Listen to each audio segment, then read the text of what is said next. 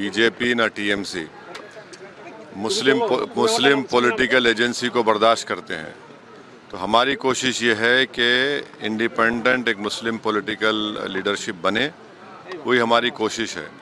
और क्योंकि ये सब ये चाहते हैं कि हमको वोटर की तरह देखा जाए। एमआईएम पर मीम पार्टी ये कह रही है कि आप सिटीजन विद राइट्स बनिए, और उसके लिए हम कोशिश कर रहे हैं।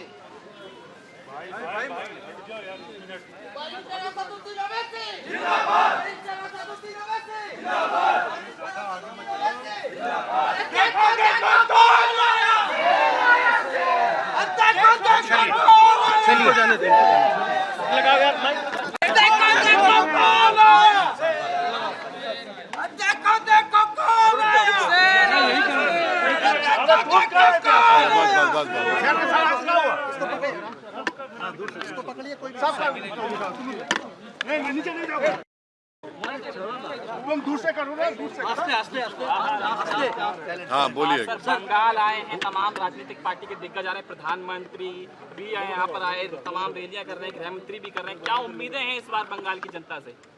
इंशाल्लाह अच्छी उम्मीद है। हम अपनी पार्टी के कैंडिडेट्स की कामयाबी के लिए आए हैं और 3 दिन हम रहेंगे यहाँ पर। मेरे ख्याल से 6-7 विधानसभा उसमें कवर होंगे।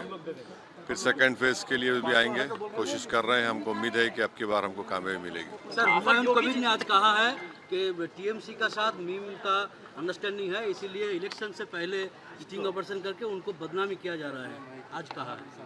अब वो देखिए, हमको कभी इनसे जोड़ देते, कभी बीजेपी से जोड़ देते, कभी टीएमसी से जोड़ देते। अब ये किस किस से जोड़ेंगे नहीं मालूम मेरे को, मगर हम अपना काम करेंगे। और हम हरगिज़ इस बात को बर्दाश्त नहीं कर सकते कि बंगाल के मुसलमानों की इंटीग्रिटी को कोई क्वेश्चन किया जाए। और यहाँ पर 50, 55, 60 साल से सेकुलर गवर्नमेंट ही रही है, मगर जो अल्पसंख्यक समाज मुसलमान की जो स्थिति है, जो ख़ुद गवर्नमेंट का डेटा बताता है, वो बहुत ख़राब है, बुरा हाल है। एजुकेशन ले लीजिए, सोशली देख लीजिए, इकोनॉमिकली देख लीजिए। तो हमारा मानना है कि जब तक अल्पसंख्यक समाज के एक इंडिपेंडेंट पॉलिटिकल लीडरशिप नहीं होगी, ये जस्टिस उनको नहीं मिलेगा। हमारी कोशिश एक है कि एक मुस्लिम एजेंसी बने, और मुस्लिम एजेंसी पॉलिटिकल एजेंसी बनेगी तभी तो अच्छा फ़ायदा होगा। तो जॉइंटली कैंपेन का कोई संभावना है जी? जॉइंटली कैंपेन का किससे? हुमायूं कबीर के साथ?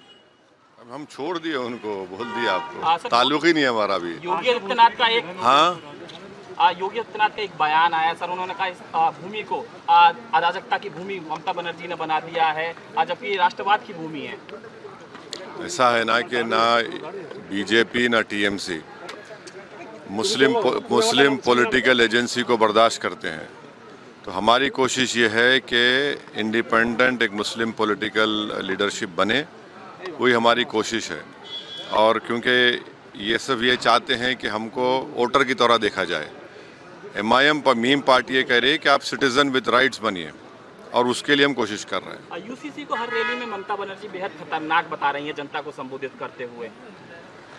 यूसीसी उनको ये बताना चाहिए कि उन्होंने मुसलमानों को बंगाल में इस तरह क्यों रखा, क्यों उनकी लीडरशिप नहीं होने देते हैं, क्यों उनके इस मालदा मुर्शिदाबाद के इलाके में सबसे ज़्यादा पॉवर्टी क्यों है, फिर क्यों उनके इतने साल से 11-12 साल, थर्ड टाइम 15 साल हो गए उनको।